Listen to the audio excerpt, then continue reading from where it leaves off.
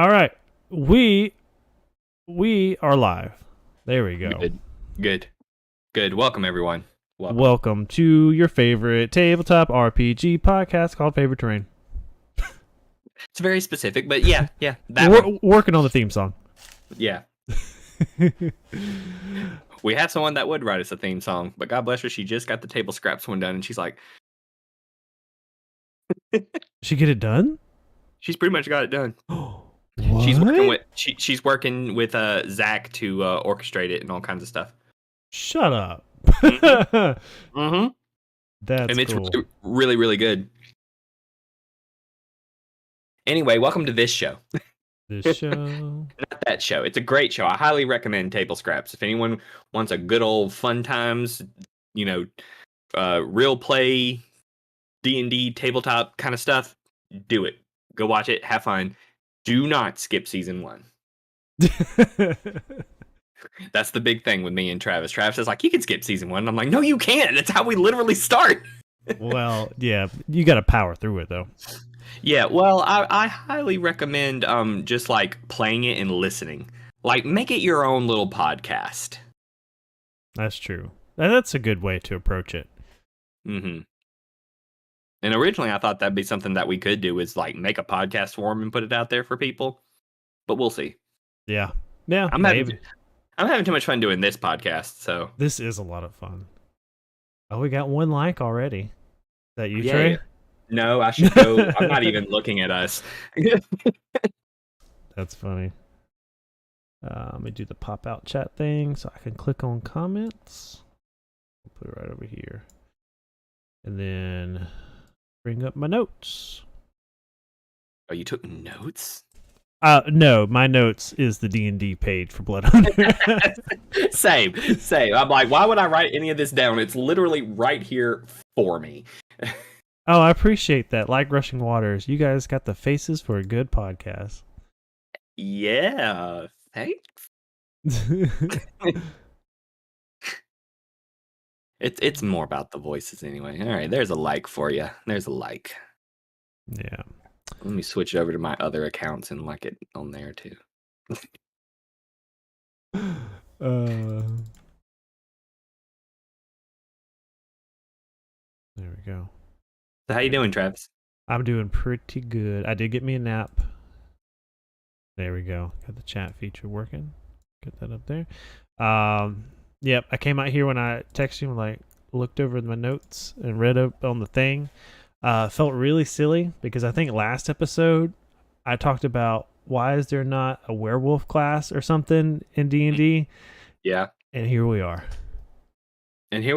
Yeah, the Blood Hunter. The Blood Hunter, yeah. It's you fourth said it. Right. But I first of all, we haven't done our intro yet, but first of all, I had a character in my game that I DM'd for 2 years that played this class that was a werewolf. Yeah, I remember. She was one of the most memorable ones. Like, you told me about all of them, and I'm like, I definitely remember that Blood Hunter werewolf chick.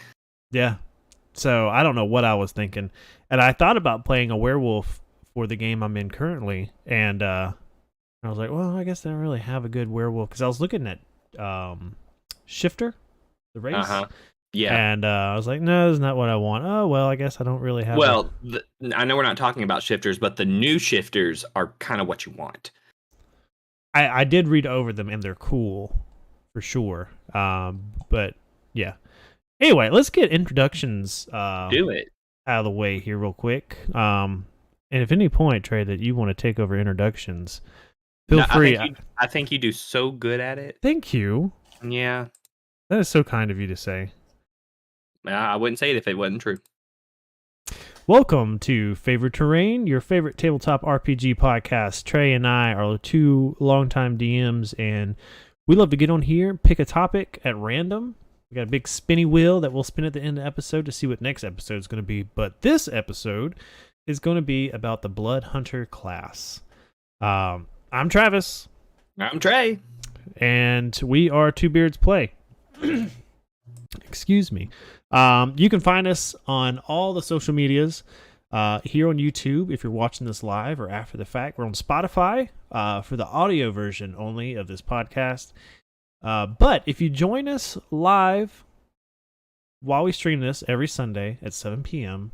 Central Time, we could take your comments into the discussion, and you could be part of the podcast, part of history that will get engraved in the Spotify tombs forever. So, something to think about. But you should head over to YouTube and give us a like, give us a sub, and then go give us a rating on Spotify. Mm-hmm. And go find us on TikTok and Instagram and Facebook if you're over 30. Joking. Kind of not, but okay. I mean, there's some truth in that. But There's a little. Yeah. So that's all of our things. Also, it's all flimmy when I talk. If you've got a special D&D tabletop RPG related subject that's close to your heart, it's like, you know what? I wish somebody else would talk about this. Well, you're in luck. You can head over to our Patreon. There's a link down in the doobly-doo, and any topic or suggestion given out on our Patreon gets top priority. You get bumped up to the top of the list. We don't care what the wheel says. We only care what you say. So if that's something you're interested in, you can go support us over there. We greatly appreciate it. Two dads doing the YouTube thing. Yeah. Dreams and aspirations of playing D&D for a living. If the people that we're talking about tonight can do it, why not us? That's true. Why not us? Because okay, my door is shut. Sorry, I had to check on something. Well, I mean, I'll go ahead and say it. I like Critical Role. I'm not up to date on Critical Role. Oh, I'm not either. But I look at these people and I'm like, they're just like us. They're really just like the nerdiest people I've ever seen in my life. Anyway, so this week we're talking about the class Blood Hunter, and we bring up Critical Role is because Blood Hunter is not D&D official material, believe it or not. Even though it is now, even it's still not. No. But if you go on D&D Beyond, not a sponsor, but you should be, and go to the Blood Hunter class details page, there's this big thing at the very beginning that says in red letters, "This is unofficial material. These game mechanics are unusable in your campaign if your DM allows them, are usable in your campaign if your DM allows them, but not refined by final game design and editing. They aren't officially part of the Dungeons and Dragons game and aren't permitted in D&D Adventures League events unless otherwise stated. To use this content, toggle the Critical Role content on in the character builder." Is this in a physical book anywhere? I think it is. I think it's in Explorer's Guide to Wildmount. Right, because that is also his setting. Right, that's his setting. He's got a couple of books out now. For anyone who doesn't know, the he we are referring to is one Matthew Mercer, the Dungeon Master for the Critical Role show. If you are wanting to listen to a D&D style show or watch it, Critical Role is a good one. But it's a lot. It is a lot. It's a lot. Like when we did table scraps, or when we do table scraps, we said we do not want this to be a very long episodic show. We want them to be easily digestible. And Right. my one thing with Critical Role this whole time has been each show is like 3+ hours long. Yeah, you're sitting down for a whole D&D session. Yes, with these weekly. guys. So weekly. Yeah, you miss 2 or 3 weeks. I mean, you're lost. Yeah, and you're far behind. That's 10 hours of gameplay that you've missed out on. Yeah, and that's the biggest thing why I really can't keep up with it. Like, I tried to hop on when season 3 started. Yeah, and because like, okay, they're starting a new season. Like, I'm here for it.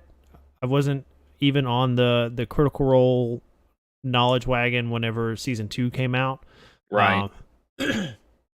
and season 1 was long gone in the past at that point. But I was like, I'm gonna do it, and I got like 2 weeks behind, and I was like, I Mhm. can't. Like, it's taking me like 2 days to finish one episode because I'd listen to it on my commute back and forth to Right. work, which Yeah. is like, I don't know. I probably get a good hour or so drive time every day. Yeah. That's Go. pretty much how I do it as well. I'm trying to keep up with the new campaign and then get caught up with old campaigns. Especially with season 1, because they even have like an animated series now, which honestly, if you're just trying to get the gist of what the first season Vox Machina was about, watch that. Hold on, disclaimer, since we are a family friendly show. I was about to say, Trey. I haven't seen it, but I've heard. Parents, do not let your children watch The Legend of Vox Machina. I love these guys to death. They're crazy creative, but do not let them watch that show. It is adult. It is adult. It is not just a friendly D&D animated show, okay? Yeah. It was funny the other day. Last week, was it? Man, my weeks have been crazy. But I think it was last week. I stepped on a nail, 2 nails at work, and like went all the way in my foot. It was horrible. It sucked. But I was just kind of like, I can't do anything. I'm off work. Like, they wouldn't allow me to come to work because they need my foot to heal, and I'm just like Right. laying up in the bed being bored. And I have to keep it elevated, blah blah blah. I'm like, I'm gonna watch something if I'm gonna lay here, and I was watching King of the Hill. Okay, go on. and my kids are like, "What are you watching?" I was like, "Oh, it's this funny cartoon." And they're like, "Oh, like, is it something we can watch?" It's like, "No, it's an adult. No. It's an adult cartoon." And then I was like, well, "What the heck?" And kids were like, "What the heck is an adult cartoon?" I was like, it's a cartoon, but they talk about adult stuff. I don't know. I feel like I'm You're close. You're like, you get a little bit older, and then maybe we'll get right. into all that. But the fact that I have to use the words adult cartoon, Adult cartoon to describe yeah. something I'm watching to my kids is like, am I doing something wrong here? Or eventually someone's gonna be like, excuse me, that's American anime, sir. American. Oh my god. I heard that phrase and I was like, oh my god, you're technically not wrong. King of the Hill is American anime. American anime. Oh god, that's getting clipped. That's gonna be That's the clip. that's a TikTok and a YouTube short. That's funny. But dude, King of the Hill's hilarious. It is. It's very, and very it's not funny. like bad, but it's just like you're not gonna watch it, kids. Like, Yeah. You're not quite there yet. The American anime that I am watching currently is I'm rewatching Futurama. Okay. I've never watched. What's funny is I've never watched Futurama. Like, I maybe have caught 1 or 2 episodes in my lifetime. But the thing is, it was the same with King of Hill. Like, Yeah. all of this is new to me because I was like, whenever I was growing up, I was like, oh, I'm not supposed to watch that. It was like that and The Simpsons and Family Guy. And I'm gonna watch actual cartoons. Right. And I'm like, I'm not supposed to watch that. That's bad. My youth pastor wouldn't like that. But anyway, so I'm watching it now, and I'm like, Hank Hill is my spirit animal. Like, yes, this guy is the dad I never had. I'm gonna give you my favorite King of the Hill quote, and then we'll get into the actual D&D content. Oh, this is good content. Don't worry about it. Yeah, I think it's like the very first couple of episodes, and it opens up, and they're having like a barbecue or something, and Hank and Bobby are at the grill, and he goes, "And that's how we know that we have a perfectly cooked medium rare steak, son." And Bobby goes, "But Dad, what if someone doesn't want a medium rare steak? What if they want it well done?" And Hank goes, "Then we kindly ask them to leave, Bobby." I just die laughing. I don't know why I think it's so funny. Because he's so serious. "We kindly ask them to leave, Bobby." Yeah, the show is phenomenal. It's so good. Oh. Yeah, I was sitting there watching it, laid up in the bed, my foot propped up, and I'm just dying laughing. And the kids were like, "What is Dad laughing?" Like, I was in tears laughing so hard. I was giving a brief Duarte Lemon's in the chat. That's my purse. I don't know you. That's my purse. I don't know you. But I was laughing, and I don't know if you've seen this episode, but it's the episode where Hank Hill walks in on his parents and he goes blind for the rest of the episode from emotional trauma.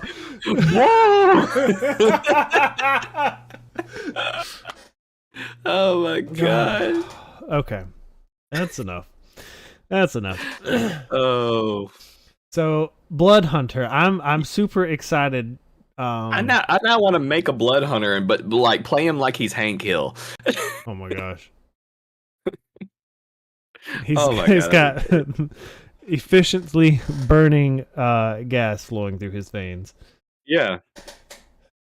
This propane, son. Listen, the last order on the list is called the Order of the Profane Soul. The soul. The Propane Soul. The propane soul. Yes. I'm here for it. Whew. Anyway, all right, let's redirect and actually get on the topic. Okay, But so anyway. yeah, our class, the Blood Hunter for this week, it's really cool. So, like Trey said, this is not officially D&D Wizards of the Coast produced content. It is something created by Matt Mercer, who is the DM for Critical Role. If you love D&D and have not heard of Critical Role, go Google it. You've got hours and hours of content that you can just get lost in.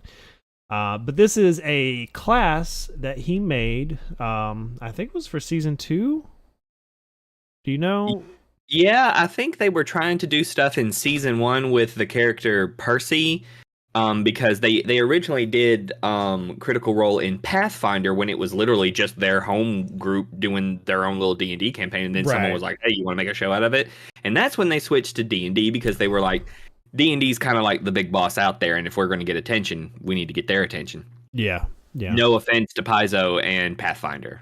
Anyway, and so I think they were trying to do stuff with Percy because Percy was like this gunslinger kind of character, but he had to really homebrew that for season 1. And I think once season 2 came around, he was like, "Hey, why don't I lean into that a little bit and do this Blood Hunter thing?" Even though there are no official gun usage in the Blood Hunter thing, but I've known people to use gunslinger stuff and put it with Blood Hunter, and it goes very, very well, actually.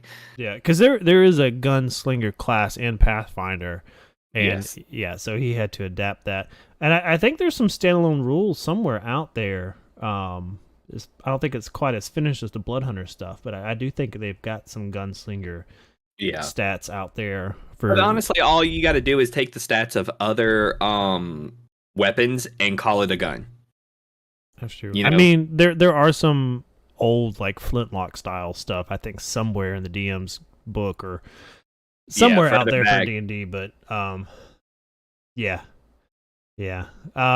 So just kind of, I'm not going to read to you because that's not what you're here for, but just some kind of overview quick here. The Blood Hunter, the name describes it all. Your magic comes from your blood. So it for those squeamish, I mean, I don't think we're going to get into anything. I know some people have some trigger words, especially my wife, when it comes to medical terms, but there's only one moist. You just got rid of all of our audience, all 2 of them, Trey. But to get blood, you're gonna have to self-inflict some wounds here. So that is part of the class. So Blood Hunter, the first thing, and I want to see if you agree with me, Trey, when I was reading this, because all classes have your overarching classing features, and then usually at level 3 you get to choose something a little bit more specific. And so at level 3 you get to choose your order, and you've got 4 orders on here: Order of the Ghost Slayer, Order of the Lycan, Order of the Mutant, and Order of the Profane Soul. Okay, so when I was going through how the orders work and the Order of the Lycan, I like immediately thought of the Brotherhood from Skyrim. Is it called Yeah, the Brotherhood? I think so. You're talking about the Assassin's Guild? No, the Companions. Sorry, it's the Yeah. Companions Okay. Yeah. Yeah. in Yeah. Yeah. Whiterun. Like they Yeah. have They an were. order, and those of the highest rank in that order. If you haven't played this in Skyrim, I don't have feelings for you here. Now You who's isolating? once you got up in the higher ranks of the companions, you had the option of like taking on the blood oath and becoming a Spoiler werewolf. alert. Right. It's been out. Just you know. Hey, too soon. Skyrim isn't that old. Shut up. Duart Lemons in the chat said, to get blood, you gotta squeeze the turnip.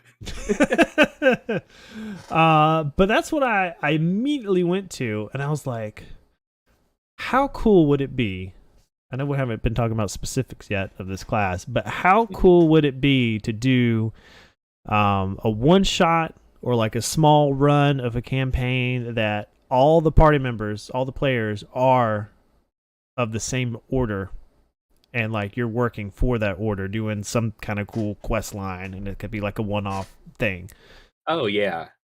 That would be very, very cool. And I think this really lends it because a little bit into this, like one thing that this class has that you don't see on a lot of the other classes is optional rule multi-classing. And Matthew Mercer actually wrote out a little section that says, hey, if you want to do some multi-classing stuff, think about this. So he actually made this class to work well as a multi-classing class, which a lot of people have issues with D&D 5th edition because it's like multi-classing doesn't make you as cool as it used to in like 3.5 and stuff like that. It just means you can do more stuff. But anyway. Yeah. So he even has a section here about multi-classing with Warlock, and he says, you can have a patron as a Blood Hunter and a patron as a Warlock, and if your DM's cool with it, you can have two patrons at the same time. So that's really interesting. I think what's great about that is that you can make a Blood Hunter or make any other character actually. And if something happens in game for your character and you're like, wait, now he really hates this, but he doesn't just want to become a ranger and take, favorite enemy, you can like become a Blood Hunter and like, I will eradicate these creatures from the world. Because that's what I see a Blood Hunter as. It's like, I'm a monster hunter, Yeah. Yeah, the Blood Hunter is definitely, I like how they portrayed him in the text of like, there are a lot of similarities to hunters. Like, you're kind of a loner, you like to stick on the outskirts of, towns, civilizations, or be on your own, and you really hate something. Like, Order of the Ghost Slayer. It's kind of right there. You need the undead stuff. And basically the role of the Blood Hunter is like you're getting your hands dirty because nobody else will. Like you're gonna cross that line a little bit, but you're not gonna like fully lose your morality or your goodness. You're not going evil alignment of any sort unless you want to, unless that's your player. But you're gonna steadily like I'm gonna spill my own blood to curse you. That's not a innately good thing, but I'm going to do it for good. Yeah, on the lawful to chaotic alignment spectrum, you are firmly in chaotic, I feel. Yeah. Because I can't see like a paladin, unless he's got, a lot of, vague beliefs, going like, Blood Hunter, I will do these dark, sanguine magics. Because the magic itself lends itself to slightly evil stuff. You were using blood to do all these things, and so I feel like there is supposed to be a hint of I'm maybe doing it for a good reason, but I'm flirting with some evil here. Like there's power here, and it may or may not be good power. Yeah. Although I will tell you about a Blood Hunter I played in a campaign a little bit later. Okay. But yeah, so I'm just gonna read over actually, let's look at level 1. Level 1. Okay. Are you on the chart? Yeah, I'm on the chart. Okay, I'm looking at the chart too. You don't get magic as a blood hunter. You get curses. Um, and so the two things you get at level 1 are the Hunter's Bane and the Blood Maledict. I'm not going to scroll for me. Here we go. Hunter's Bane. At first level, you survive the Hunter's Bane, a dangerous, long-guarded ritual that alters your life's blood, forever binding you to the darkness and honing your senses against it. You have advantage on wisdom survival checks to track fae, fiends, or undead, as well as on intelligence checks to recall information about such creatures. So that right there parallels hunters, or rangers, sorry. That's like your favorite enemy, kind of. But this is like very specific to fae, fiends, and undead. Those things that are considered no, bad. Right. Yeah. The Hunter's Bane also empowers your body to control and shape hemocraft magic, using your own blood and life essence to fuel your abilities. Some of your features require your target to make a saving throw to resist the feature's effects. The saving throw DC is calculated as follows: 8 plus proficiency plus your hemocraft modifier, your choice between intelligence or wisdom. So it kind of gives you, in the first paragraph, something to work with there, just kind of coming from a DM backstory thinking kind of perspective, like what ritual, what order, what did you go through to have this basically magic infused, cursed infused blood now flowing through your veins, which I think is really, really cool. Yeah. And then to come up, because it says to track fae, fiends, or undead. So that or there leads me to believe you got to make a choice between one of the three. So, you got to justify that. I feel like why fae, or why fiends, or why undead. Mm-hmm. Yeah, you can't just be like, I just hunted. No, you got to have a reason. So just like spells have a saving throw DC, your hemocraft magic also. So also at level 1, you get your Blood Maledict, and this is kind of where the curses come in. You get to start to choose curses. Also at first level, you gain the ability to channel or sometimes sacrifice a part of your vital essence to curse and manipulate creatures through hemocraft magic. You know one blood curse of your choice, detailed in the blood curses section at the end of the class description. You learn one additional blood curse of your choice at 6th, 10th, 14th, and 18th level. Each time you learn a new blood curse, you can also choose one of the blood curses you know and replace it with another blood curse. Mm-hmm. Yeah. And so you can't just stack them, which makes sense. No. Because if you could, it would get stupid fast, and you guys know if it gets stupid too fast, then your game gets broken. Yeah. And there are there's a lot of curses. So and when I say curses, just kind of think of magic, but it's just related to the power that's in your blood. But some of them have prerequisites. So like Blood Curse of Corrosion, prerequisite, you have to be 15th level and you have to be the Order of the Mutant. So some of these are specific to which order you take, which we'll talk about in a minute, because those are really cool. All very different too. I'm trying to remember. Okay, well I know Order of the Lycan is what Mallory was, the person that played in my game, because she was a pink tiefling. Yeah. And then when she changed to a werewolf, she was a pink werewolf. Pink werewolf. I remember the picture.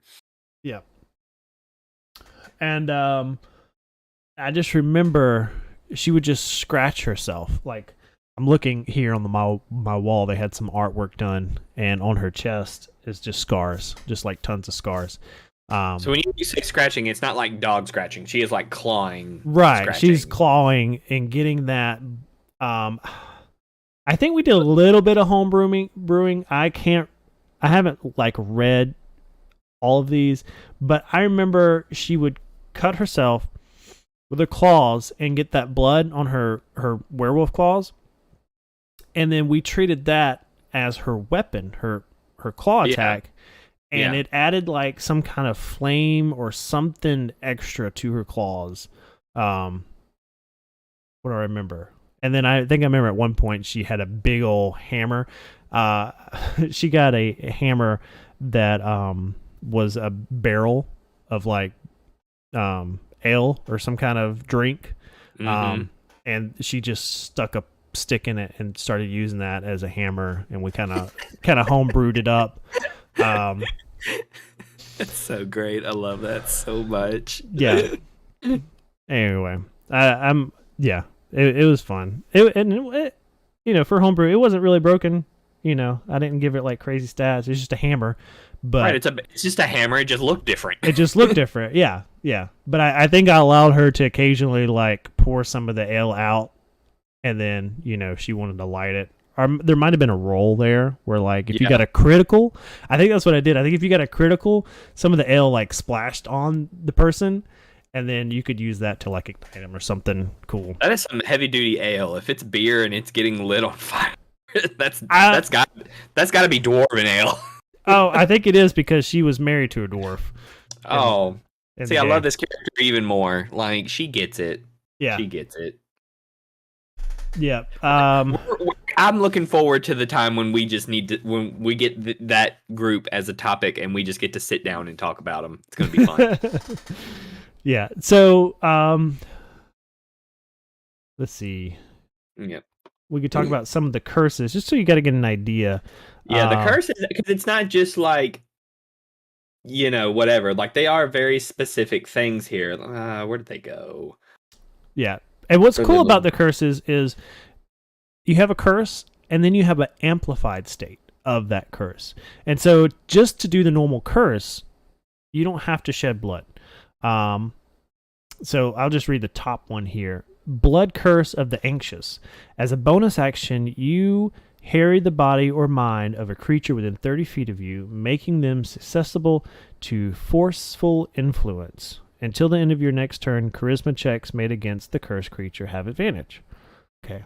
So that's a cool out of combat ability to kind of like from behind the shadows, just cursing someone, making them super anxious and more susceptible to, intimidation.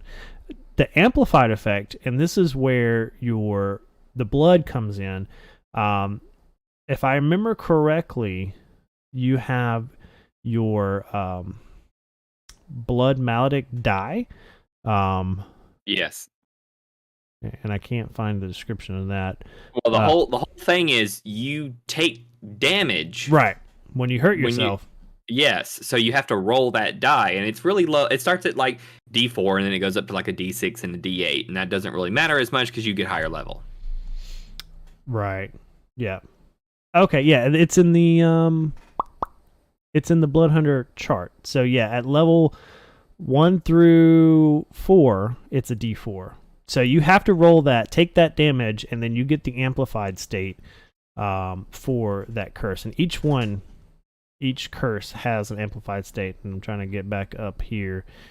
Here we go. Amplified. The next wisdom saving throw the cursed creature makes before this curse ends has disadvantage. So it's like a bonus curse on top of the curse. And that's a very non-combat related one.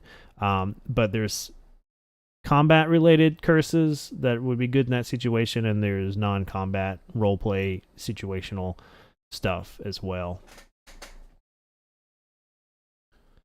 Yeah. And all right, so that's what everybody gets, no matter what order you're in. Right. You want to go talk about the first order?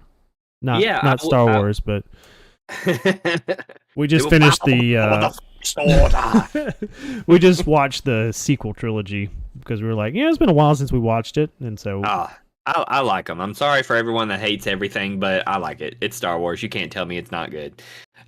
Yeah, and we were going to start the girls haven't seen the Lord of the Rings. They've seen the Hobbit. So good. Yeah, so we're going to start that. And now they have it in 4K, and so I'm gonna rent it in 4K. Get the director's cut if you can. I'll see what they got online because I have the director's cut and DVD. Yeah. But I'm not about to watch blurry Lord of the Rings when I can watch it in 4 freaking K and get all the crispy. You are such a technology nerd. Like, oh my god, like you know good and well those DVDs are just fine. I'm not going to watch a standard definition DVD on my 4K TV when I could like I get see 5 in the chat for Travis's first world problems. We are going to watch and see all of Gandalf's nose hairs, okay? And I'll be giddy the whole time.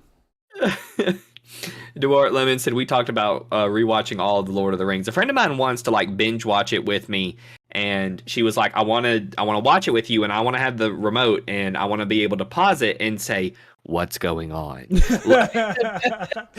just to be able to stop and ask a question. Because I had a friend when she had COVID not that long ago, she said, let's do this. Let's watch the Star Wars. And I was like, oh, like, so she watched them. We told her what order to watch them in. And we said, send us any questions you've got. So it was fun. I like rewatching stuff and getting into it with people. It's a lot of fun. Yeah. What order did you give her? I gave her chronological because I was like, do you know who Darth Vader is to Luke Skywalker? And she goes, yeah, it's like the most famous movie quote ever. And I'm like, okay, then it doesn't matter what order you watch them. So just watch them 1 through 9.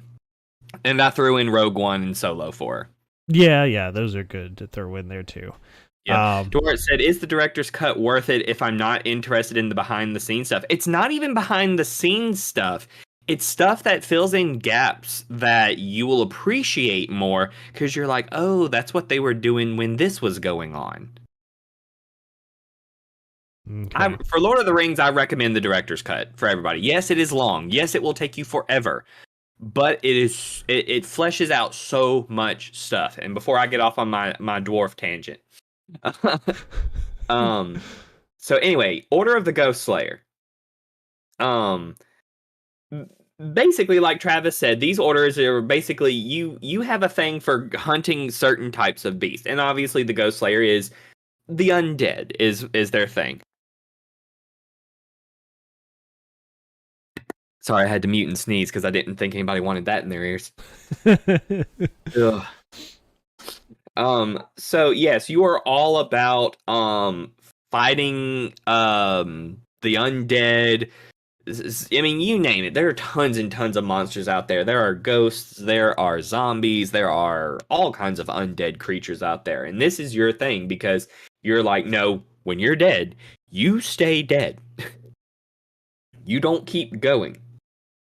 It says, when you join this order at 3rd, you learn the Rite of the Dawn as part of your Crimson Rite feature. When you activate the Rite of the Dawn, you extra damage dealt is radiant damage. So this really lends itself to paladins. Like if you got a paladin and you're just going hardcore, turn undead, all that kind of stuff, you might think of dipping your toe into a little bit of Blood Hunter to get this Order of the Ghost Slayer stuff. I thought you said Goat Slayer. Hey, that's something else. That's when you get into the Order of the Lycans. You know, were-goats are no joke, Travis. No. Especially if they're screaming were-goats and they're just like, wah! Oh my gosh. Oh, that's great. But then you get cool things like Aether Walk, which you can magically step into the veil between the planes, and basically go between the ethereal plane and the material plane. So you've got like bamfing that you could do and all those different things. You basically become a displacer beast. Yeah. Or I like to think about it. You, not only are you getting these abilities to hunt the undead, hunt ghosts and stuff, but you're kind of, since it's kind of infused in your blood, you're going to take a little bit of the aspects of these creatures. You're kind of becoming somewhat of that which you hunt. And so like a ghost can just kind of vanish in and out of existence. Like you kind of take on that same effect where you're like, oh, I'm here, and now I'm gone. Yeah. And now I'm behind you. Yeah, it's kind of like if anybody remembers Blade from back in the day, he was a vampire hunter who was a vampire. Like, you know, it's that old idea. I mean, that's essentially what I think overall essence of the Blood Hunter class. Is like, Oh yeah, you are the thing that you're hunting. right, because when we get into the next order of the Lycan, I mean, you take on the ability to transform into a werewolf or a Creature. whatever. Yeah. Which I think that is up to you what kind of Lycan you want to be. And I didn't know this until I was reading, but there are rules in the monster manual for lycanthropes. Am I saying that right? Lycanthropes? Yeah, lycanthropes. Yeah. Yeah, there's a whole like little block that's like, hey, if you want to be a werebear, this is the stats that you get, or this is the stats that you change. But in the book here, they have werebear, wereboar, were rat, were tiger, and werewolf. And if I remember correctly, I don't know how this would apply with the blood class, but I read somewhere. Here we go. Shape changer. The were-rat can use his action to polymorph into a rat humanoid hybrid, which kind of makes sense for the lycanthrope, or just a giant rat. Yeah. Which I thought was hilarious. But yeah, and so in the Blood Hunter class, it says these rules replace the rules for lycanthropy or whatever, how you pronounce that, in the monster manual, which I didn't even know was there. So shame on me, bad DM. Yeah, well, I mean, there's tons of stuff, and you just hadn't gotten around to it, and now you're learning. We learned so much doing this show. Yeah, Because we actually go and read things that we don't have time to read anyway. right. And hopefully us reading it and talking about it is educating you as well. Yes, we're all going to be better dungeon masters by the end of this show. So yeah, that's, the Lycan are pretty straightforward, and then you got the Order of the Mutant, which is I guess kind of the grossness that you kind of think about.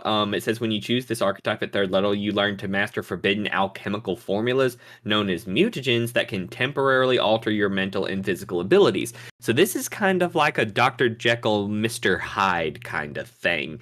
You know how to like mix up these alchemical things, pop the shot, and then you can do different things. Yeah, and there's oh, go ahead. I would say, different formulas that Right. you kind of keep up with. Like you get 4, 5, 6, 7, 8 at different levels, and you can keep up with that and basically be able to do different things with these mutagens that you are putting on yourself, ironically. So that's neat in a very specific kind of way. Yeah. One thing I was reading that I really liked. So, like at third level, example is you can create one of these mutagens, and 4 different formulas to create. And it says, as a bonus action, you consume a mutagen whose effects and side effects last until you finish a short or long rest. So this isn't something that like, oh crap, we're in a battle, let me just pop this vial. Like, you can get up in the morning and be like, this is what I'm going to be mutated as today. Pop that sucker, and then you're good to go until you take a long rest, and then the effects wear off. And there's a bunch of them. Yeah, just the very first one, and they got these in alphabetical order. I was like, why is it a prerequisite of 11th level when it's the first one? But it's the Aether. You have a flying speed of 20 feet for 1 hour. However, you have disadvantage on strength checks and dexterity checks during this time. And I like how they have a bonus and a negative to these. You get a cool mutation, but it's also going to affect you in other ways. Yeah, and some of them are pretty good. There's one impermeable, which says you have resistance to piercing damage and vulnerability to slashing damage. So, I mean, that can be pretty good depending on what you're fighting. Yeah, it's like I'm about to run out in this field, and I know there's a bunch of archers. I'm gonna like pop this and then just make a beeline for it. Yeah, and then the potency one is bonkers. Your strength score, not your bonus. Your strength score increases by 3, as does your maximum for that score. However, you have disadvantage on dexterity saving throws. Your strength score and your maximum increase by 4 if you consume this mutagen at 11th level, and by 5 at 18th level. So if you wanted to stack your strength and be a strong Order of the Mutant Blood Hunter, and you've already got like a 20, which as we saw last week when we created our NPC, it's very possible to get a 20 in something very easily. Eventually you can bump that up and it can go off the cap. Like you can go from a 20 to a 23, which gives you a +6. And if you get up to higher levels, you can go up to a 25, which gives you like +7 to your attacks by yourself. Yeah, that's not to mention all the other stuff you'll have by 18th level. Yeah. These are temporary stat increases though. Yes, it doesn't last forever, but what you said, but like I said earlier, a lot can happen between long rests. Yeah. Like a lot can and especially happen. when you get to I mean, even 7th level, like you get to make 2 of these things in a day. So I'm gonna say this one. I thought this was the last on the list, Vermilion. Okay, you gain additional use of your blood maledict feature. So going back to those curses that we talked about earlier, you get additional use of those curses, but you have disadvantage on death saving throws. Oof. Oof. That's flirting with danger there, man. Yeah. I mean, yeah. Oof. Yeah. That just makes me feel nauseous inside. I'm like, oh. Yeah. So, okay. So one of those things I never really thought about, and I want to ask you, I don't know the official rule, but it's like one of those things like DMs just do things differently. And okay, so I'm going to say the story real quick. I was playing D&D 2 Fridays ago for a game. We meet every other Friday. And somebody went down and they had to do their death saving throws because they were in combat. Nobody could get to them, et cetera, et cetera. And he gets like 2 failures, but then, he gets his 3 successes. And Kote was like, okay, remember, I think it was until the next long rest, like those death rolls don't go away. Like if you go down again in combat, you still have 2 death rolls. Oh my god. And I'm like, I've never done that. No. Like, oh my gosh, now I'm looking up the rules for death saves. Look it up. Oh my god. Hold on. While you're doing that, I'm going to go into the last order, but like I thought that was like bonkers, but then at the same time, like you haven't had a chance to rest. Like if you get that close to death, like hopping back up and getting back into battle is not going to make it any better. No. Okay, so the last one is Order of the Profane Soul. This is probably the one I know the least amount. I'm going to read the description. Blood hunters belonging to the Order of the Profane Soul have pushed the limits of Hemocraft to use against some of the most terrifying creatures corrupting the world. Ancient fiends and cruel magic users have long counted on their ability to meld into the background and escape those who hurt them, vanishing into noble courts without a trace, or blending the minds of the most stalwart warriors with but a glance. So the blood hunters who founded this order trusted to the resilience as they delved into the same well of corrupting arcane knowledge, making pacts with lesser evils to better combat the greater threats. And though they might have traded a part of themselves for their power, the members of this order know the benefits of that power far outweigh the price. Okay, so at 3rd level, you strike a bargain with an otherworldly being of your choice. Okay. And then we got a list here. What'd you find? What'd you find on the death saving throw? We've learned a lot tonight. Is it legit? No, it is not. Oh, okay. And I quote, "The number of both is reset to 0 when you regain any hit points or become stable." All right. So when you get up from it, it all goes away. I can see where if you're wanting to like meat grinder that thing because it's like, look, you almost just died. You shouldn't, in theory, be hopping up and be like, all right, everything's fine, everybody, let's go. You know, like until you get a long rest or something. You can kind of treat it like exhaustion, like levels of exhaustion. Like those don't Right. go away until you get a rest in there and you reset. Yeah. Yeah. Yeah. And if Also, just Jeremy, if learned you're in something. chat, correct me if I'm wrong, if I misunderstood that. Go ahead.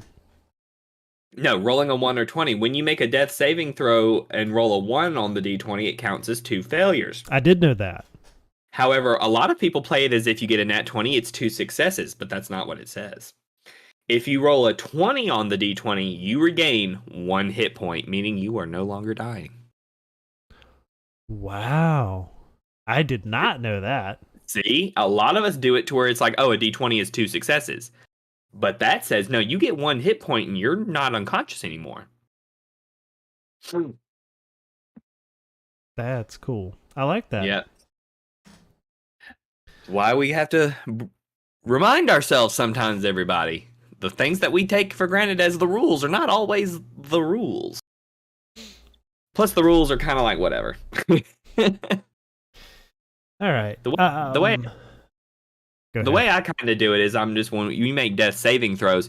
To me, it doesn't make sense for it to be a saving throw, but you don't get to add any modifiers to it. You have other saving throws. So why is this saving throw not tied to your constitution? I mean, there's an argument there to be made. Yeah.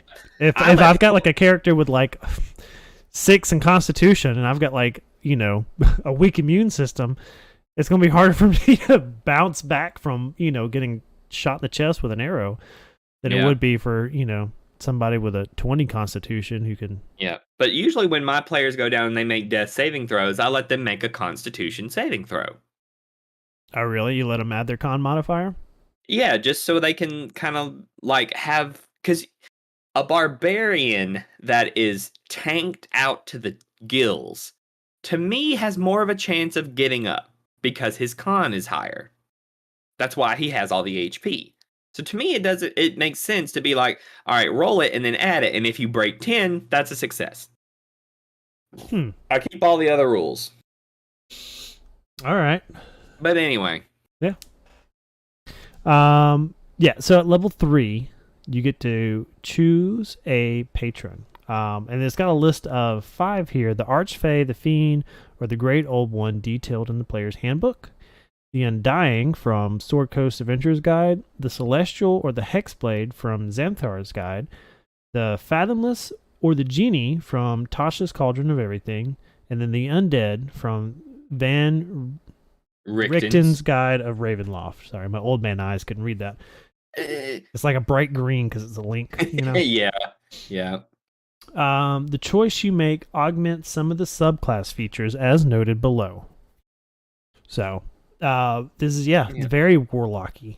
Yeah, it's a way to dip into warlock without going full warlock. But like it said earlier, if you wanted to play a warlock and then get into blood hunter or vice versa, like you could really stack some stuff here if you're doing this profane soul, because once you do this, you get profane soul spell casting. So now you've got your blood curses and legit magic. Yep. All right, let's see. At 3rd level also, because you get your pack magic, you get your patron, and then you also get your right focus. So starting at 3rd level, your weapon becomes a conduit for the power of your pact with your chosen patron. While you have an active Crimson Right, you can use your weapon as a spellcasting focus for your warlock spells, and you gain a specific benefit based on your chosen pack. So this is going back to what your patron is. Depends on what you get. So the Archfey, when you damage a creature with a weapon for which you have an active Crimson Right, the creature glows with faint light until the end of your turn. For the duration, the creature gains no benefit from any cover from being invisible. Anyway, so the Celestial, the Fathomless, the Fiend, the Genie, the Great Old One, the Hexblade, the Undead, the Undying, they all have a specific focus ability. And then yeah, and so going on through each level, depending on what your pact is, you get a new ability. So at level 7, 11, 15. Yeah, it's all tied into who your patron is. So Yeah. And then it goes a step further later on, and you get Unsealed Arcana, and you learn another spell. yeah, that's at the level 15 there. Yeah, so I like this being more tied to, like, you had the first one, the Ghost Slayer, which is more tied to the undead side of the bad stuff, and then the Profane Soul is tied more to the fiends, the demons, devils, and stuff like that. Yeah.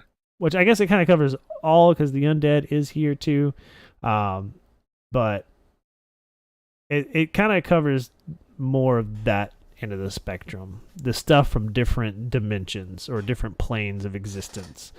Yeah. Which I guess ghosts also come from their own little plane as well. Everything has a plane, but Everyone's a pilot.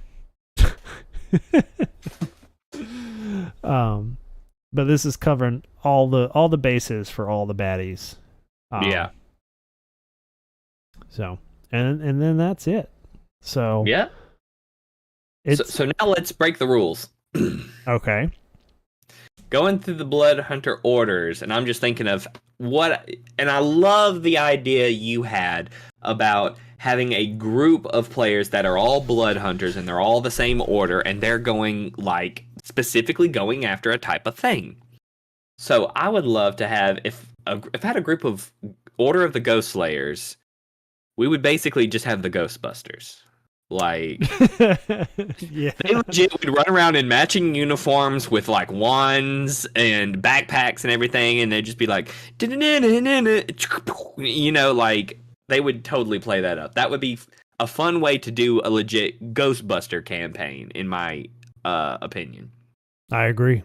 Yep. You said Order of the Lycan would be a great companions thing from Skyrim. That would be very good. Plus, also, when you get into things like Lycans, you know that vampires are going to be involved, and there are so many werewolves versus vampire things out there. Yeah. So you could do a lot with that. Yeah. But yeah, Ghostbusters. I like I've come up with, I like having guilds in my world, like, Yeah. kind of like a fighters guild. I have one in the campaign that I ran for 2 years. One of my characters was part of a monster hunters guild. Like, I basically I went through and came up with, like, ranks for members. So, like, this is the rank you start off at, and this is, like, gave them all titles and how to get to that rank. And every time they were in town, like in the major capital, they had the option of going in. He had the option of going in and be like, hey, my guild is looking for this particular monster. While we're out, let's keep an eye out for it. If I bring it back, we can make some money. Right. And so that character ended up becoming so high rank up in the Monster Hunters Guild that he was kind of becoming like a local celebrity. And you would see kids running around town. He was a Dragonborn. Okay. And in my games, I don't, if you want a tail that's Dragonborn, I don't care. You can have a tail. Okay. It's not going to end my world. Anyway, so he would see these kids running around with these green tails attached to their pants and play fighting with swords and shields. And he goes into the Monster Hunters Guild and they have merch. His merch. Like, they've got t-shirts with his face on it. They've got like fake tails that kids can, like, attach to them. And anyway, and so they, like, he was just a local celebrity and kids, like, role played as him, and he was like a little hero in this capital. But I like the idea of having an open order or guild for, like, blood hunters. Yeah, like that would be really cool. Like, maybe you could have it in, I don't see it being tolerated maybe as much in like a capital or like a big city, but like there's this one city over here that, you know, it's maybe a little sketch and maybe like a little lower income, but that's where their headquarters is. And in that town, you know, the order may do some sketchy stuff, but they've done a lot for that town, so they tolerate them. And so I like the idea of like, hey, they can go to this town and like, you know, not everybody might agree with them, but if you want to come part of this order, like it's an open thing. Like you can come in and do the right and have the option to openly become, you know, a werewolf. And then you might have to do some, you know, class changing or multi-classing. From that point on, you're, you know, a blood hunter or whatever. Or that could be like your origin story or whatever. Like you grew up in this town and the order was always helping out the town and they seem like heroes, but little did you know, once you've joined, they're like, they do some good stuff, but they're messed up. They've gone through some stuff. Yeah. They're, yeah. Yep. I really like that concept of having a group and reminding your players that they affect the world. And if they start doing things, people take notice. Like word gets out. You know, this is a high fantasy world. So word of mouth and stories are what these people live on. Like this is their entertainment. Okay. So we did this one. I had this one group. It was one of the longest running groups I ever had. They never finished, but it was so great. And they became known for killing giants. So they became known as the Giant Five. There were 5 of them. Nice. So I didn't even tell them that. And then one time they actually went to a city, and I said, "Everybody, roll me perception." And of course, the one who got the highest, I was like, "You notice a little girl staring at you, and it's creepy." And they were like, "Oh, I don't like that," and they just like ran and got away from her. And then I'm like, later on, roll me perception check. Whoever got the highest, you see that same little girl just staring at you. And then finally, after a series of this little girl just staring at them and creeping them out, one of them was like, I think it was like the orc barbarian fighter. He just goes over to the little girl and he's like, what child, what do you want from me? and she's like, she's just like wide-eyed and everything, and she like moves her scarf and she's got his face on her t-shirt. And he's like, wait, what? And she's got like you said, Giant 5 merchandise. Yeah.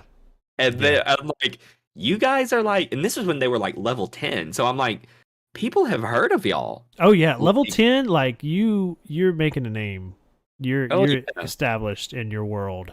Yeah. So I would always I would always like throw in little things like you said. Kids would be playing like they're the Giant 5, and they're like, "No, I'm this kid. No, I'm so and so."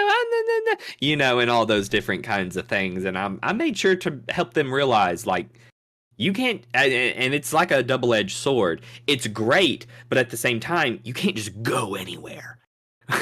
Right. You know, like, your days of blending in with the crowd kind of fade away after a while. You know.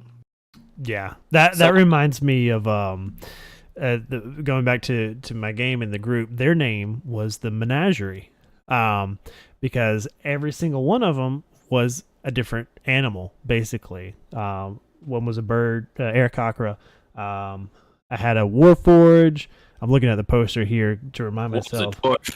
Well, one was that was my character. I played the kind of ever guiding voice to kind of help plot and stuff along. But I had a changeling, I almost said Khajiit, the cat race, I can't remember their names, the Dragonborn, the Aarakocra, which he flavored it up as a peacock. He was a bard, so I thought that was appropriate. I'll let that go. The werewolf, she was a tiefling, but she primarily stayed in werewolf form if she could help it. Yeah. And then the Warforged. And so there was just a big, I mean, it was a menagerie of people. Yeah. So they stayed, I have like a city, and I'll see what you kind of do. I always have a town, Crestview, that Like no matter the game, no matter the world, if I'm like homebrewing or if this is like a short run or whatever, I always have this one starter town called Crestview. It's in a crescent-shaped mountain range. It's a mining town, small village, and it's just always an easy starting place because you've got, you know, trouble in the mine if you want to go that way with it, or the woods is right here, and it's just a good starting place just to kind of get the game flowing. But there's Crestview, and then to the north of that, a couple days travel, was the main capital of the region.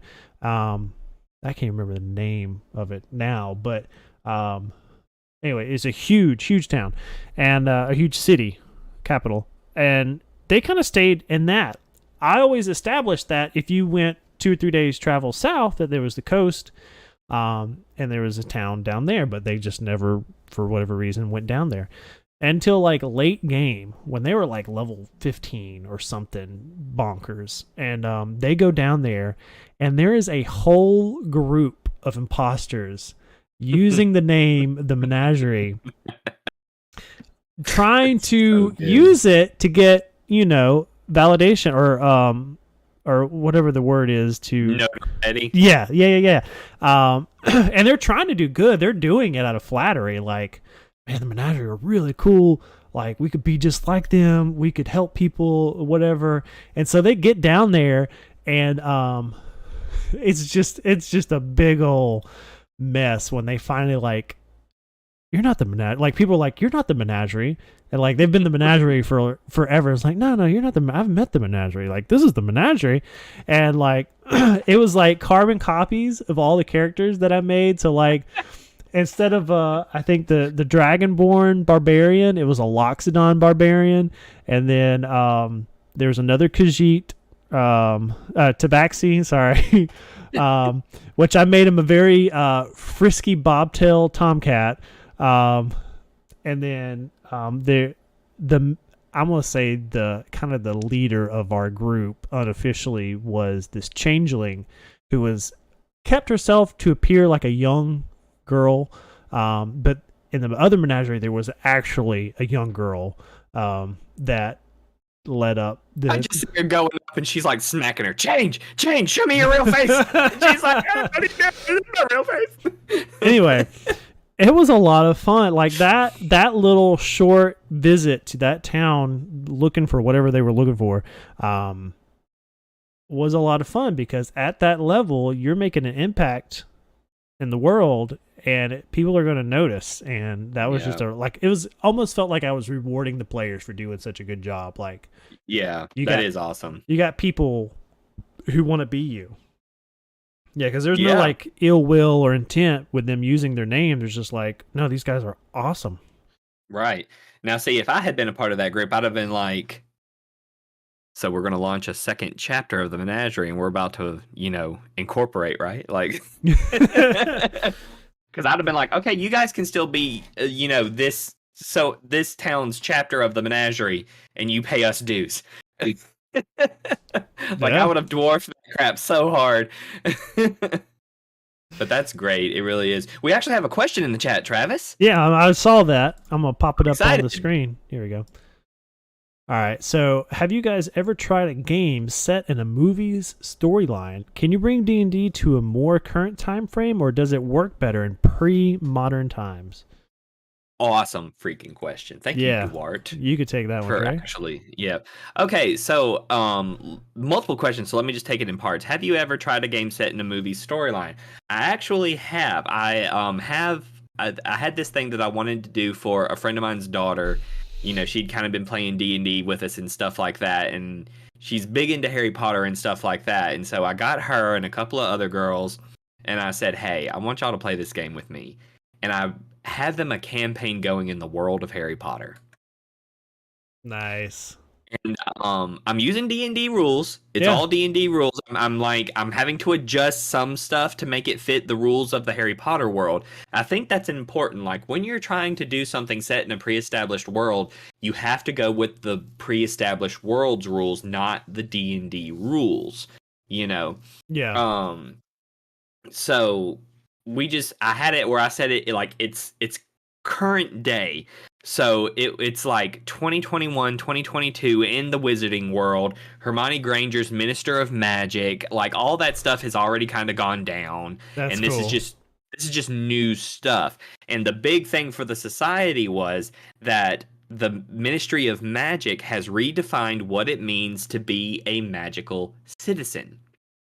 And so I can't remember exactly what I did with the wording, but basically it made it to where goblins, house elves, centaurs, like anyone, if you were cognizant, could talk as a human, as a person, and cast magic, you were considered a magical citizen, and you were given all the rights thereof. Which means when my characters go to Hogwarts, they have classmates that are house elves, goblins, centaurs. Like it's brand new, and it's like integration kind of for the wizarding world all at Yeah, once. yeah. So I played it up. I came up with rules, and I had to come up with stuff on the fly because one of the things they actually wanted to do was collect famous witches and wizards cards. Like you would get them in the chocolate frog thing. You remember? Yeah, yeah, yeah. So they were like, I buy a chocolate frog. What card do I get? And I'm like, oh, crap. And I just sort of like give them one. I'm like, yeah, you get Hermione Granger or whatever. And they're like, oh, okay. And then I noticed they write it in their inventory. And I was like, oh no. Like they write it in their inventory. Hermione Granger, famous witch and wizard card. And I'm like, oh crap. Like, so I had to create this whole chart about all the famous witches and wizards cards and all these different kinds of things. I made them roll for their type of wand. Like, I did it as D&D as I could, but they had so much fun doing it. It was D&D, but it was different, and they came up with these really cool characters. Like Emily, my wife, was one of the ones that played in it, and she became well, she created a character that was what was his name? What's his name? Dudley, uh, Harry's cousin Dudley, the bully. She was his daughter, Oh, and that's cool. yeah, she played his daughter, and then lo and behold, when she turns 11, she gets a letter for Hogwarts. So, like, the first witch in this very non-magical family to go to Hogwarts. I mean, it was so good. It was so well done. Like, they had great backstories and everything. And so it was a wonderful way to kind of revisit an old favorite, if you will. Yeah. As far as the can you bring D&D into a more current time frame, and does it work better with pre-modern times? I think it does work better with pre-modern times because it's set in a fantasy realm. Pre-industrial fantasy is what D&D lends itself to. But I just sort of came up with rules on the fly for modern technology. Like I mentioned to one of them, they were like, "Oh, I need to get in touch with so and so, but I'd have to go all the way down to the Owlery." I'm like, or you can text them on your cell phone. And they were like, oh yeah, we have cell phones, it's 2022. And I'm like, yeah, just text them. So that was another thing. Like the muggles, the wizards are baffled by cell phones, but they still use them. In fact, That's I funny. think I even came up with something where it was like AT&T was actually a wizarding company, and it's not technology, it's just like a spell in a cell phone that just repeats itself every time you use it. That's hilarious. So yeah, I love the idea of taking a movie and redoing it to D&D and stuff like that because it's so much fun, especially if you are a part of that fandom and you love it and you want to be a part of it. Like I've been working on, and a buddy of mine from college I recently reconnected with, he said he's been working on it too, a Star Wars D&D setting. Not like the Star Wars game that's already out there. I know that's a thing. But he's like, no, D&D, but Star Wars. I said, yes, please. Yeah. So, I love it. I love that D&D is such a game where people can do that. Rule number 1 in D&D is that there aren't rules, they're guidelines. So you can That's just sort of true. You just sort of do whatever you want, man. There's no one that's going to say you can't do that. And if someone does say you can't do that, then get off my table. You're not going to do this, you know? Yeah. Yeah, the D&D rules are, it's a house frame, and then once you kind of understand how the house is laid out, you can start adding rooms and picking wallpaper and changing it how you like. Yeah. Um, So have you ever done this, Travis? Have you ever done a popular media D&D campaign? I have not. I have not changed it up outside of the context of, the setting for either D&D or Pathfinder or Starfinder. Now, But if you could, what would you do? Like if you sat down and came up with a campaign I would in a love established media. Fallout. I figured you were going to say Fallout because you love Fallout so much. I love Fallout. Yeah, I do. And and I know they have a system. I haven't been able to get my hands on it yet to see how good it is. But I want it to be good. Like, I think there's so much potential there in that universe. Yeah. And the thing is, like when you lean on other people's systems, like you're like, I want it to be good. But there's a chance that it could not be good. Right. So, I mean, you could just have just as much fun going through and like doing that. Like, all right, this is a Fallout shelter. This is your characters. And a lot of times it kind of sets itself up because it's like, what do you know about Fallout? Well, we're all humans. Or mutants. Or what else is there, Travis? There are robots, there are intelligence. Robots. Okay, so you got Warforged. You can just say, hey, use the Warforged for that. Right. The super mutants, which, he could be like an orc or something like that, I guess. Or yep. See, your brain is already working like, I'm just going to make the rules work for what I want to do. Yeah, but I want somebody to do it for me. It's like, look, that's a lot of work. I don't it is. I just want to read it and play it. I just want to run it. But then you run into things where it's like completely new mechanics. You can get that Fallout system and they're like, oh, by the way, we don't roll D20s. We roll a D12 and a D4. And this is how this works. And you're like, oh, God. Yeah. Duarte said Fallout would be sweet. Yeah. And I love the idea of having the Fallout shelter. Like, you can even come up with, like, stats and bonuses for building your shelter and taking care of it. Kind of like Fallout 76, but good.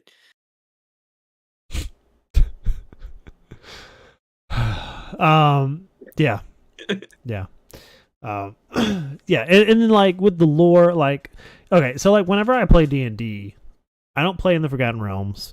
I just make up my own shindig, my own homebrew. Like, right. I don't know the first thing, which we're playing in Forgotten Realms on my game on every other Friday, which I'm excited about because it's just a way for me to learn about it because I don't know anything about Forgotten Realms. You got like the Sword Coast and Waterdeep and all that good stuff. Right, yeah. Like we're visiting and playing in actual D&D lore areas. Nice. And it's really cool. My thing is like I don't want to take the time to learn it to run it. Like I don't, I'm not trying to be like accurate to the way Wizards of the Coast runs their worlds. Like I may do something in my world or like maybe treat magic. I'm going to say magic can do this when it can't really in, the Wizards of the Coast world. But like this makes totally sense to me, I'm going to be able to use magic to teleport, or I don't know, you can teleport in the normal game too, but I like just having the freedom to make my own rules. Yeah, it's so much better that way. The sun sets in the north and rises in the south. It always sets in the north and rises in the south. But it's fun. I'm enjoying learning about it by playing through it. And so I forget where I was going with that, but like, oh yeah, okay. So like for Fallout, like, yeah, I know there's established lore, and it's going to be the same type of post-apocalyptic world with the same creatures and the same, type of stuff, factions and whatnot. But, I'm going to start making up my own vaults. Like, this is Vault 112 where all the residents return into guinea pigs or something, like actual guinea pigs. Right. Because that's all the vaults were just experiments. Like there was maybe a handful that were actually used to keep people safe. All the vaults were experiments ran by Vault Tech Yeah. to do different things. Oh man, you could have like a pit boy, and that's like, oh man, that would be cool. That'd be a cool mechanic. Yeah, yeah. And then you could totally implement VATS somehow into the combat system. You know, I think there's a lot of potential there. And there is technically a tabletop RPG system for Fallout that came out not too long ago. I just haven't got my hands on it yet. So, yep. So you guys heard it here. If you buy that system for Travis and send it to him, we will run a one shot. oh yeah, yeah. Duarte said a space type would be cool, like Men in Black or something. Yeah, that one would be a lot of fun. Like Men in Black would be a good time, I think. Yeah. Yeah, and what's really cool about that is that they're working on bringing Spelljammer back. So we're about to get D&D in space again. So that could very much happen. Yeah, I don't know anything about that. Like, oh man, Spelljammer is bonkers. Is it? Yes, it's bonkers because it's D&D goes to space, but they actually have rules that explain how and why. It's not just we go to space because we want to. It's no. It's magic.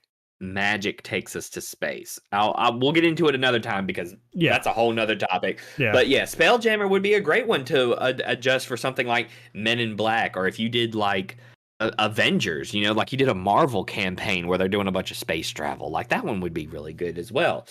So I heard there might be a little bit of space aspect in Table Scraps, but I don't know. Oh no, the next season won't ever come out, so who knows? Hashtag win Table Scraps. Yeah. Yep. Travis, do we need to spin the wheel?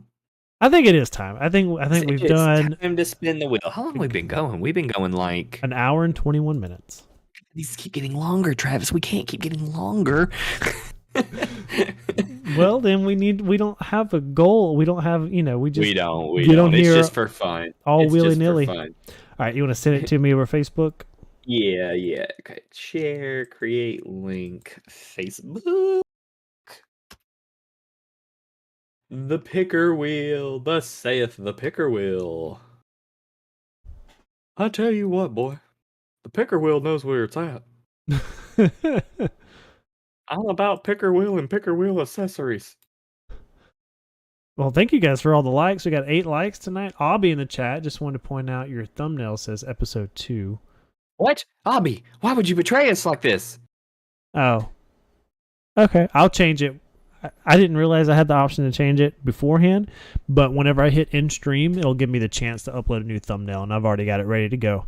But thank you, Abby. Yeah, and it's important to remember that this is the live stream version of the podcast show, so it is more about going on Spotify and following it there and listening to it there. This is just a way for us to, 1, easily record it, and 2, interact with some people, which... big thank you to anyone who has participated in the chat tonight. That is so much fun when people actually do that. Trey, you sent me your Amazon wish list for Bearded Book Club. Buy me a book, Travis. I'm not buying you a book. Dang it, Travis. Speaking of books, you know what I did? What? Read one. You read a book? Oh my god. I finished The Hobbit. Good for you, dude. That's a good one. It is. Like, that was my goal for this year. I don't read. I just don't. Like, I'm not going to self-diagnose, but words move around on pages for me, and it makes it really hard. I can help you here. When you read, do you see it play out like a movie, or is it just words? If I get in the groove, I do visualize it. Okay, but it's not something that just happens for you. You really got to work at it. Yeah. Okay. Yeah, and that's why some people really don't like reading, because it's just words, and for some people it takes a long time for that feeling to actually happen. I think I did it right this time, by the way. Yeah, you got it.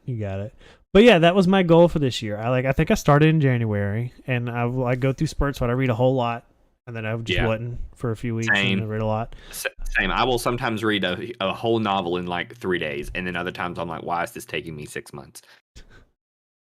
Let's see. Is this? But yeah, The Hobbit's a good one, man. That's another one that I have adapted a campaign to. I just haven't played it yet. All right, here we go. got the picker wheel. We're going to bring this in a little bit just to make it fit. More better, more better. Ooh, look at that picker wheel. Get that ad out of the way. Yeah, we're not helping them. All right. So here we go. We're going to spin it.